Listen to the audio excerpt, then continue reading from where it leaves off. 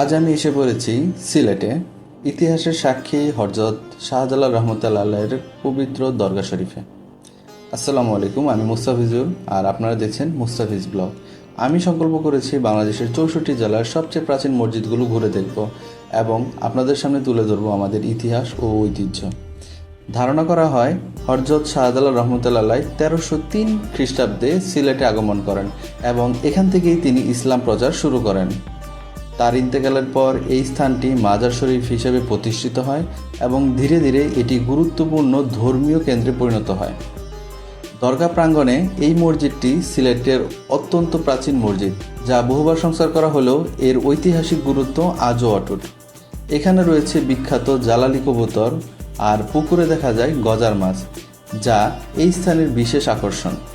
প্রতিদিন হাজারো মানুষ এখানে জিয়ারত করতে আসেন এবং আত্মিক প্রশান্তি লাভ করেন। এই যাত্রা শুধু ভ্রমণ নয়, একটি ইতিহাস, ঐতিহ্য, আধ্যাত্মিকতার এক অনুসন্ধান। আপনারা সবাই আমার জন্য দোয়া করবেন যেন আমি বাংলাদেশের বাকি জেলাগুলো ঘুরে এই সিরিজ সম্পন্ন করতে পারি। ধন্যবাদ সবাইকে।